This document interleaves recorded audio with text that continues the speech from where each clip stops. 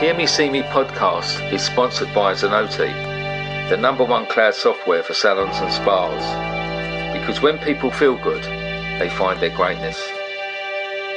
I am Stuart Roberts, and I'm really excited to introduce my new podcast, Hear Me See Me. It's just over 5 years ago. I did something that changed my life. What it did, more than I could have ever realised, it helped me. I have met some absolutely amazing people. Some of the people that work in some of these places, many of them are volunteers, but some of them it is their job.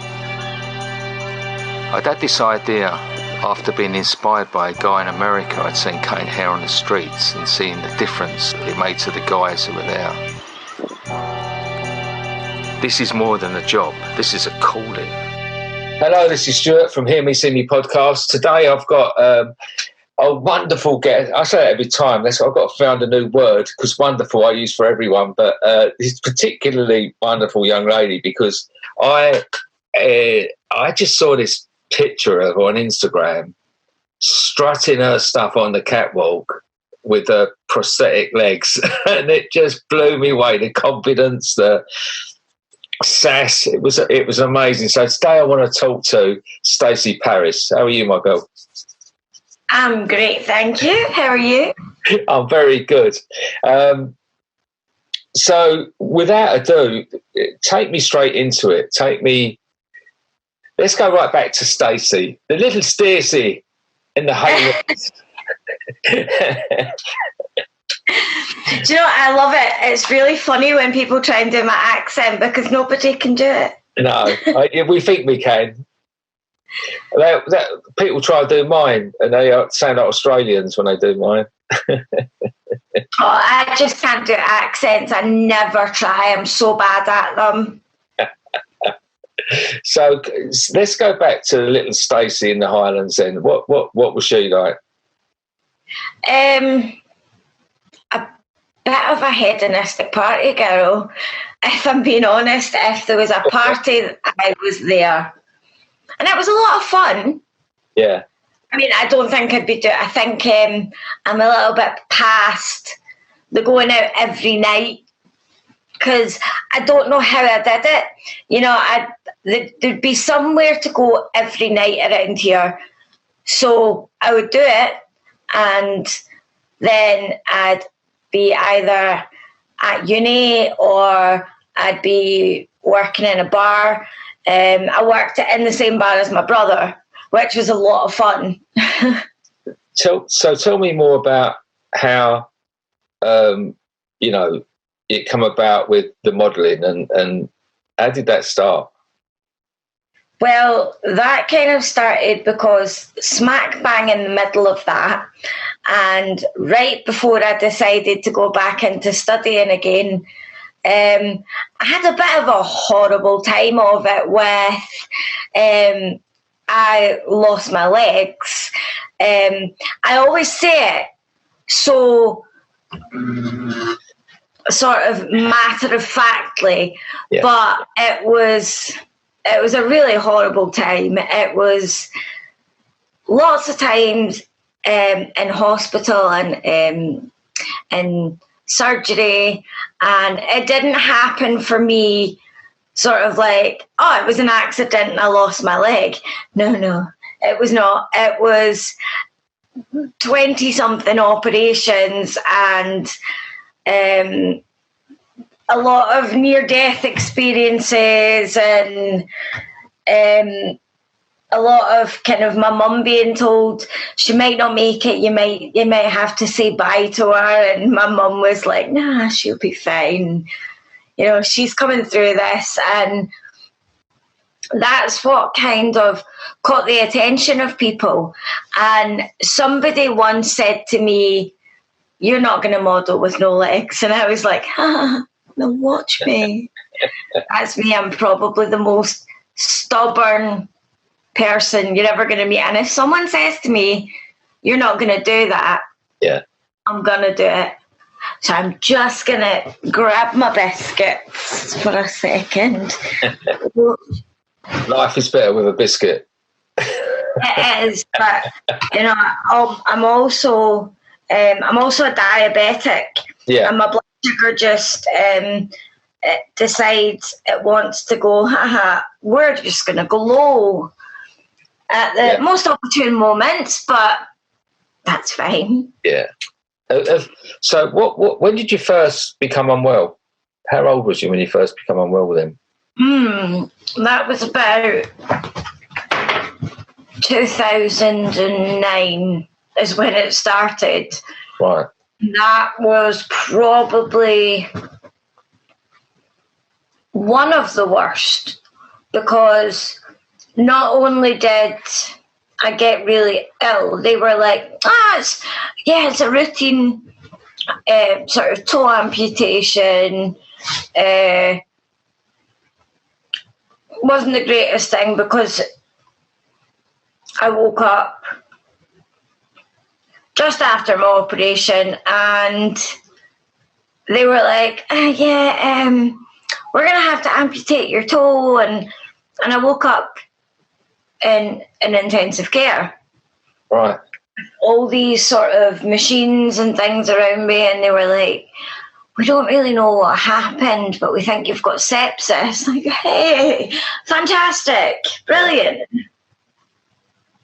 Because that is a modern day killer now, and sepsis is such a big thing now. I mean, I'd never heard of it before. No, it's more of a it's more of a sort of modern day thing. I'm sure it's always been around, but it just seems to be the thing that you hear a lot of now. Yeah, I mean, I had never heard of it, and I woke up in this bed with all these machines around me, and I had a tracheostomy, so I couldn't speak. It was, I didn't realise how serious it was, because I'd never heard of it, and because I was on a lot of drugs and, you know, kind of just trying to get used to, like, oh, okay, right, cool. Didn't realise how sick I was at the time. Yeah. And from there it just kept going, and there was more and more operations and surgeries, and then there was a leg amputation, and it was just, I had no idea what was going on. I had no idea at the time that it was going to end up in me losing both of my legs. Yeah. Luckily, the second amputation wasn't as bad. It was sort of like just something I had to go through. And that is kind of the way I look at it, because it wasn't great. It wasn't good at all. But it sort of became my blood test meter. Oh, is it?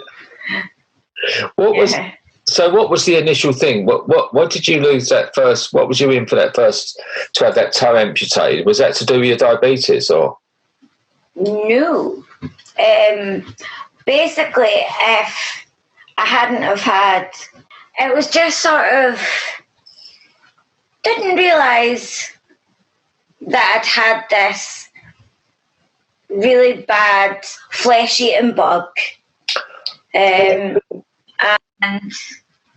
I never knew I had that, because I was absolutely fine as far as I knew. And I came back from holiday with this flesh-eating bug. Right. And yeah, that's what they told me anyway. It wasn't necrotising fasciitis, was it? Mm-hmm. It was. Wow, I didn't know. As I said, I wanted to hear your story firsthand, so I didn't. Because it's only I'm saying that because a friend of mine had it. He went in for a bowel operation, and I've seen it. I've seen it firsthand, and it started in his thigh, and the nurses were saying he just had a temperature, but he was screaming in agony. His wife made someone come because they kept saying it's just how he is. It happened to be a young doctor who knew about it, came past, got a pen and drew round it, and he said, I'm going to make some phone calls. If it gets bigger than that circle, come and get me, which it did. And she come and got him, and he took him straight to surgery. And he lost a piece of his thigh, most of his thigh, and I visited him in hospital, and I couldn't believe it. It came from this small thing, and I didn't know that. So it's a terrible, terrible infection, isn't it? I'd never heard of necrotising fasciitis before. Yeah. And I think they tried to sort of downplay it. Yeah. They were kind of like, this is not good. And I was just kind of woke up in this hospital, and I couldn't speak, and lying in a bed. They kind of told me sort of like it was really, really serious, and they're like, you're in intensive care in hospital, just you need to stay still, and they were like, you're really, really like unwell, but you'll be fine. Yeah. And I just had to get better. Yeah. It just sort of going and going and going, and it just sort of took over my life. Yeah. They did something probably really good for me. In fact, really, really good for me, because they said, you might never be able to walk again. You walk unaided. And I was like, I might not be able to do this. Yeah, I'm going to do this. That's fine. And it was when they said, you're never going to walk again. I was like, no, I'll be fine. Yeah. And the minute they said that, I was like, no, I'll be fine. I'll walk again. Don't tell me that. I'll be great. But it was, there's not a good thing to tell me, because I am the most stubborn little person that if someone tells me I'm not going to do it, I'm like, yeah, all right. And when they told me, you're not going to be able to do it, and I was like, who's not going to be able to do it? Don't tell me that. That's the Scottish in you. My dad was Scottish, and he had a stubborn streak to the day he died. I can really recognise that in you. Nobody ever tells me I'm not going to be able to do something, because it's not a good thing to tell me, because the first time they told me that, I was just like, yeah, no, I'm going to be fine. Yeah. And they were like, yeah, no, this is really serious. This is good. But yeah, it kept going and going and going, and yeah. Did you? So you had 22 operations? Yeah, it was delightful. It's not good.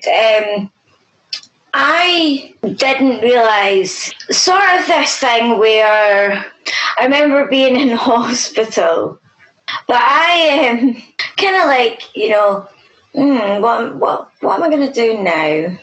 And I'd kind of been, it's quite, I don't know what I'm going to do. Have to do something. And I decided I didn't really know. But after that, I went to college, and at college, was doing biochemistry. Yeah. So I went to university, and it just sort of got worse and worse and worse. And I was really, really unwell. Yeah. I was one of these people that it was not something I ever thought I was going to do. They were sort of like, I mean, I was a mature student. When I say mature, I was not mature. Not mature. At the age of, how old was you then? What age was I? I was 28 when I decided I wanted to go to university, and I had absolutely no idea what in the hell I was doing. You know, I'm sitting in sort of the induction week in this big lecture hall with all these like 18, 19-year-olds, few older people, and I'm like, what the hell am I? Okay, I got this. I can do it. I can do this. I can do this. And I had no idea what I was doing. Yeah. Absolutely no idea what I was doing. I had no idea what I wanted to do.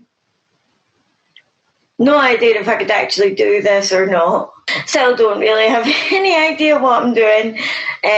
So I, just started making my way through uni, and taking all these classes, and realised I was actually quite intelligent, and I was it was the best way to try and explain, because I had absolutely no idea what I was doing. Yeah. I'd always wanted to go to uni. Yeah. I realised that I was actually really intelligent, and it was like I can do this. I'm smart. I can do this. Yeah. Let's do it. And it was a lot of fun. Don't actually really know how I got into the whole university and modelling thing. Yeah. But it was a lot of fun. Yeah. It was difficult. It was not something I'd ever really seen myself doing. Yeah. When I was at school, I was one of those kids that I was really badly bullied at school. I was one of those ones that the teachers were like, she's never going to do it. And I was always in trouble. I was like the class clown. I just mucked about at school. And because I was bullied, I used humour and bad behaviour to sort of get through the bullying. Yeah. And it was awful. School was not somewhere I wanted to be. No. It was horrible. Never really knew there was an option to go to uni and to do, biology at uni, and, to do all this creative stuff where I laugh about it, but it was bloody awful. Was it? Yeah, it was. I'm trying to put a sort of in a sort of nice and light and happy way. I was not a happy person. Yeah. I ended up being at uni and sort of trying to find my way through that, and still no idea what I wanted to do. I hadn't really thought about it before, but when I got the chance to go to uni, that was really cool. Yeah. I was the first girl in my family to go to uni. Which you? And yeah. And I didn't know what I was doing. I was blagging it. I blagged my way through the whole thing. Fake it to make it. Oh, I think I'm still doing that. We all. Yeah. But because I was so unwell, because I ended up losing my legs, because after I was at university, or just before I went to university, I should say, after I graduated college, it was strange. Graduated top of my class in college. Brilliant. Like, kind of thinking, I'm not that stupid after all, am I? And got to college, and that was a whole other world. I was like, I'm kind of sitting in this classroom, and I was like, And I was like, okay, like, we can do this. And I'm sitting there, no, I can't do this. Oh my God, I can't do this. And it was weird because I ended up being at university, going through this whole thing where I was in and out of hospital, I was in and out of surgery, I was juggling surgery, recovery, uni, modelling, I was juggling, the way I got through uni, I funded it by working gigs at the weekend. Yeah. With this guy called Danny, and we had no idea if we could do it. It was just a bit of fun, really. And somebody had told me I couldn't model because I had no legs, and that was the thing that started it all, because you don't tell me I can't do something, and you don't tell me I can't do it because I have no legs. It had never really occurred to me that people were going to look at me, and be like, oh, poor girl, what do you do? And it was aggravating, it was really annoying. Even when I was in uni, I stuck out like a sore thumb. Nobody else was really like me, and nobody, apart from my mum, believed I could do it. Yeah. And I just kept blagging it, really. Yeah. I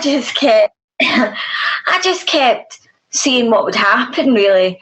And the modelling became this huge thing, because nobody like me had ever done it.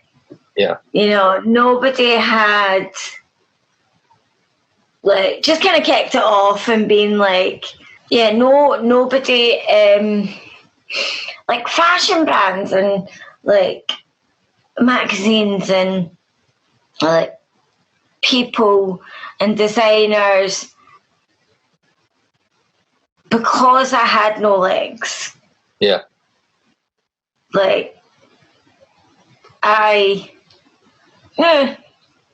Nobody thought I could do it. Yeah. And I was like, hey, hello, I'm here.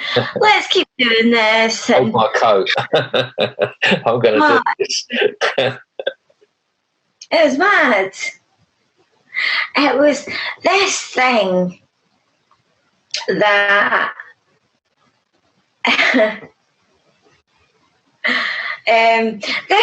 just sort of blew out of proportion, and took me to be I was the model with no legs. It sounds like a poison chalice. And what interests me is that from being a nobody, which you're not, you're far from a nobody. You really are somebody, because you've been through so much. You're fighting spirits there. Your mum sounds like an amazing strong part of your life that you really rely on your mum, and it's almost that thing that it sounds like it built you up, this almost like this false persona of with no legs, but it's not tangible, because it's not really like the you inside. It's almost like a superhero, you know, but you're not really the superhero, are you? It's just that it's not you. It's not essentially you, is it? No, it was. I mean, wasn't just my mum. It was my nana. Like, my nana was this. She was a force to be reckoned with. Force of nature. Yeah, she was this little Irish woman that you just didn't mess with. And the two of them were forces to be reckoned with. Yeah. And I think the one thing that was really good about that is that it made me really strong. It made me crazy, but it made me really strong as well. And so, how long did you do that for? How long was you doing the modelling for? A few years, actually. It was very strange, because it wasn't really something that I wasn't this, like, you know, the whole modelling career was built on this thing that everybody was like, dreamt of being a model, and I didn't. Yeah. I just was like, hey, yeah, let's do this. Yeah. And it sort of became this whole huge thing, which was so much fun. And I don't know how I actually managed to do it, but I had sort of thought to myself, you know, like, I'm just a normal person. Yeah. I'm just this girl, and, you know, yeah, let's see where this goes. Like, my mates thought I was mental. I was just this, like, crazy, clueless party girl who decided, yeah, let's go to uni, let's model, let's do that. And it became big. It was weird. Yeah. I had so many good things going. I had so many, you know, photographers that would be like there, and, you know, the photographers were I also, believe it or not, one of the photographers that I worked with, absolutely unreal photographers, Damien I can never say his name, Damien McGillicuddy. Right. And he's also an amputee as well. Right.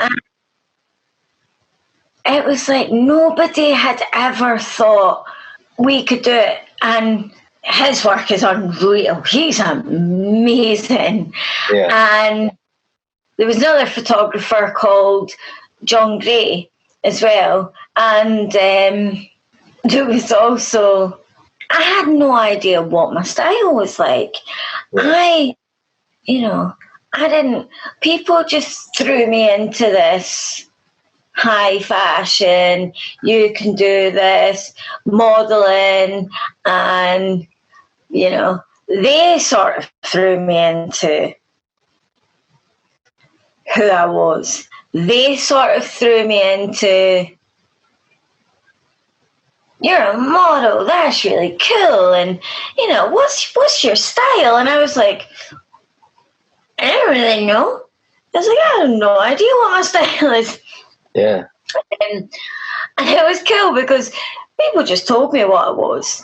Because nobody had ever done it before, it was huge. You know, I had all of these news reports and like magazines and TVs, like news reports, and it was funny, but it was cool. Yeah. And it was like, how do you be a double amputee model? Don't know. But cool, let's go just do this. Yeah. But it had never really been done before. Have you walked away from that now? Is it like, do you still do the modelling? No. It's still something I love doing. Yeah. It's still a lot of fun. Yeah. It's a lot of fun. Yeah. And it was great because all of these people that I met, all of these amazing photographers, and all of these like cool fashion designers and makeup artists, and they kind of sort of helped me realize who I was. You know, because when I decided I was going to do this, it was because somebody told me I couldn't. And I had no idea. And all of these people sort of molded or helped me mold myself, because I met these people and I got thrown into this wonderful, and it was great. It was like, you know, like, here's some clothes, here's photographers, and here's some, I had no idea what I was doing. Yeah. Would you say, so you said like you didn't really know who you were or what your style was. Do you feel like you found out that now, found out who you are now?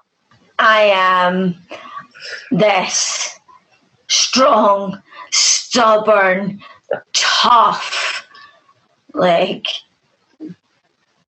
you know, someone tells me I can't do it, I'm going to do it. I mean, the modelling kind of gave me the confidence, but I don't really think, I don't know if the image, you know, the modelling, I did that. That was cool. Nobody ever did it before. The modelling was, it was me wanting to show that people like me could do it. Yeah, it was actually so funny. It was so funny. And my mum as well, she was like, huh? And all of my friends as well. Have you got any regrets? I haven't got any regrets. No. Because I threw myself into this, and it sort of made me this really stubborn, strong, tough person. Yeah. And it was a lot of fun. And you told me earlier about travelling. Is it something you love? That travelling. That was another thing that when I did it, nobody ever really saw me as, you know, they look at me as, you know, you're a traveller, cool, how you doing? They look at me as legs. And it's so weird. You have to sort of make your own way with that because you're an amputee. Yeah. I'm just sitting thinking about all of this stuff that this little small town girl that nobody ever thought could do anything became the first double amputee fashion model. And I was being interviewed on BBC World. I went round the world. I was being told by people,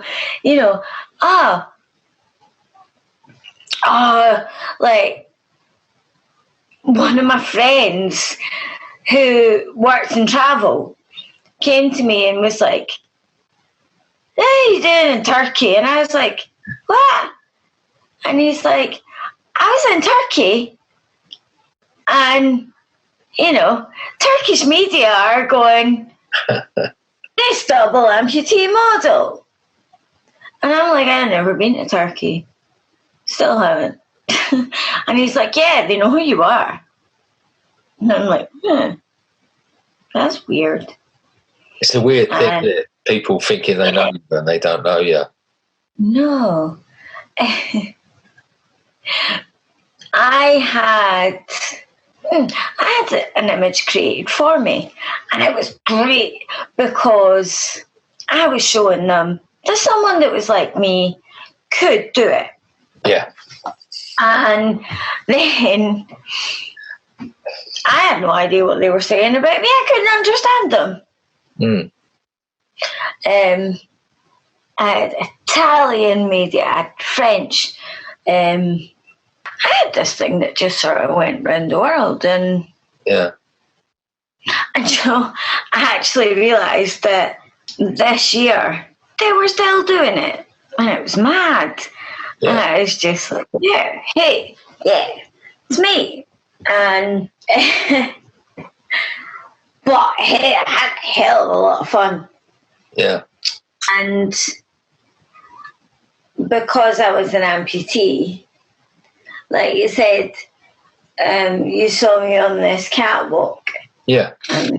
It's funny though, that image that I saw that people imagine a person is different to the person I'm speaking to, which is so common, isn't it, in this world, that the image isn't the person. And sometimes it's hard to look at the image and think, that's not me. Have you come across that before, when you're thinking, I don't know what you're talking about, but that you're not really talking about me? Yeah. It was an image. It wasn't me. It was an image because I lost my legs. And the crazy thing was, a lot of people with disabilities found me through the modelling and found me through the media, and that was cool. That was the best bit, because people still come to me and they're like, yeah, you're cool, you're a model, and they were like, I want to be a model, and I was like, go for it. Yeah.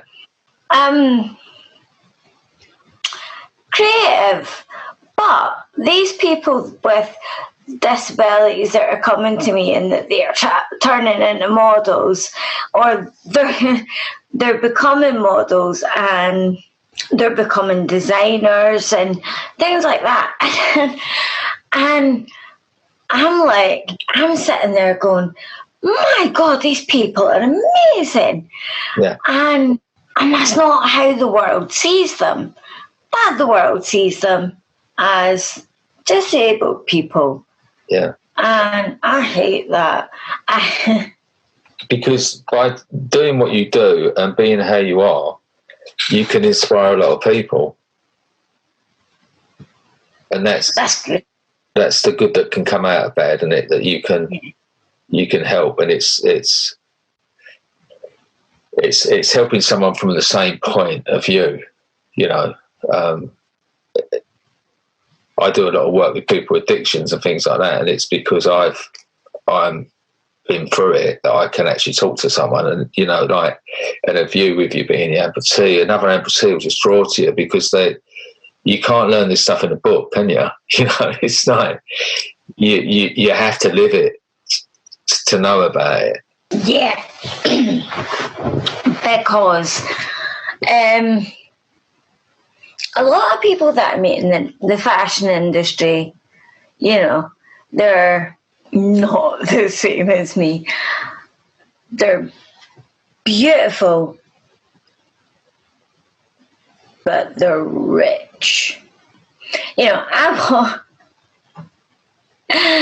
walk into, they're rich, they're beautiful, they're glamorous, and I think the media made me out to be something I wasn't. I'm getting that feeling that I'm getting that feeling that it created something that wasn't you, because you're like, the world that you're in. You're from a small town and you're a Scottish country girl, but you're tough, but I can imagine it running away and not being. It's almost like a runaway train, like you can't control. Yeah. But it was cool. Yeah. I'm back at stuff. Yeah, it was cool. Yeah. It was something that I didn't realise would open lots of doors for people. Yeah. Because disabled people weren't models. Yeah. And for me, the one thing I don't get is why. I don't understand it. The media created this storm. Yeah. The media, they were amazing. It was fun. Yeah. I had so many stories about me. Yeah. And everything was good. They were all lovely about me. It wasn't me. Yeah. There was actually one story in a paper, and it was cool because I had these gorgeous photos. Like I said, all these amazing photographers that I worked with, I had gorgeous photos, and they were in papers and stuff. But because I was the amputee, that's why the media ran it. And one of the stories in the media once was like, here's Stacey Paris at Fashion Week with Alexa Chung. And I looked at the photo. It wasn't me. The photo wasn't actually I've never been at Paris Fashion Week. And I'm going, that's not me. Yeah. I never met Alexa Chung. They never let the truth getting away with a good story.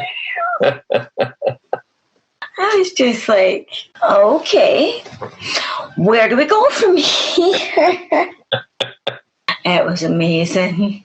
So where do we go from here? How's the future looking for you now? My future, what I want to do is, I'm at uni now. I want to finish uni. Yeah. I want to go do a master's. Yeah. My dog's hitching herself behind her, and I'm like, I actually, want to go do. I want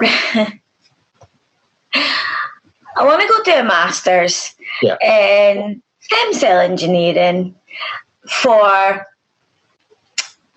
regenerative medicine. Right. So that's the plan. Yeah. And after that, Yeah. I want to go do a PhD in tissue engineering for stem cell engineering.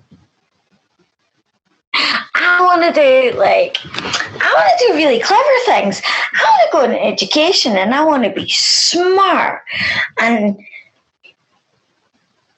I don't care if people think I'm smart. People don't think I'm smart. It's irrelevant, isn't it?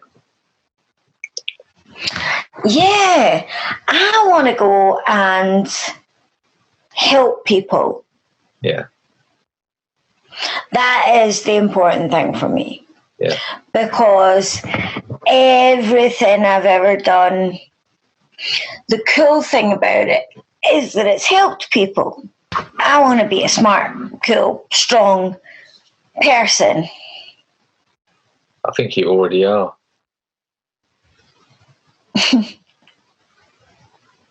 Thanks. You're welcome.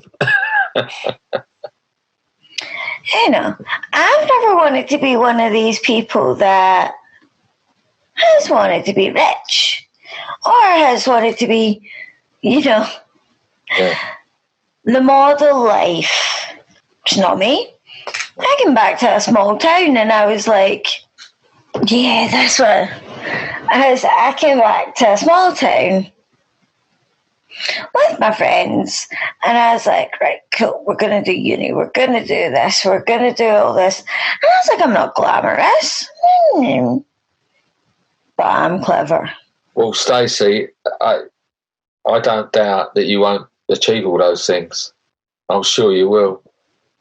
Because that Scottish determination's run through you, and you've been through so much already, and it's not stopped you, has it? So the evidence is there that you will achieve that stuff.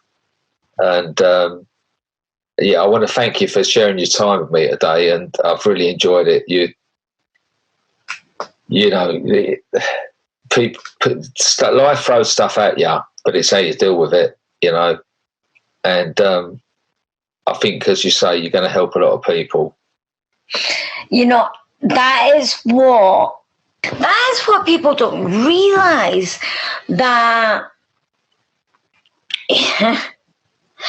it's the whole disability thing. And I have so many amazing amazing friends now, because of the media. I have my friend, I don't know if you know him, I have a friend, Dan White. No. Amazing guy. And Dan is an author. Yeah. Dan is a fighter. And him and his daughter, Emily,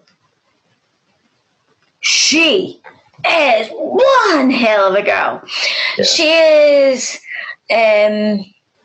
okay, so he's a carer for his disabled daughter, Emily, who is an activist, a teenage activist, and one hell of a person. Yeah. And she's amazing. And you should look them up. She's amazing. And I have my friend Charlotte. My friend Charlotte Henshaw, she's a Paralympian. And there's my friend Jack Ayres, who's an above knee amputee. And he was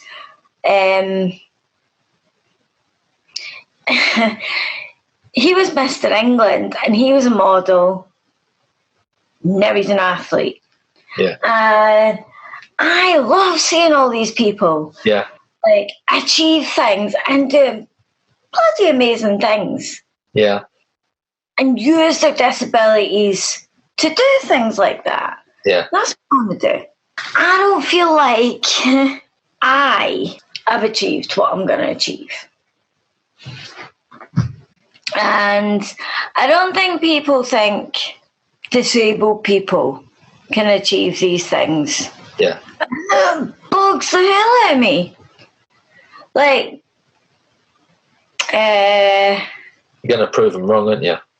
Oh, yeah.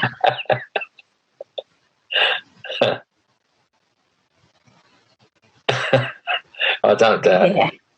Yeah. I am. Well, Stacey, we've come to the sort of hour now, so I've got to wrap it up. But it's been a pleasure, and we've got to keep in touch. I want to see how that's going for you. Yeah. Definitely. Cheers, Stacey. Thank you. Bye. It's just over 5 years ago. I did something that changed my life. What it did, more than I could have ever realised, it helped me. I have met some absolutely amazing people. Some of the people that work in some of these places, many of them are volunteers, but some of them, it is their job. This is more than a job. This is a calling.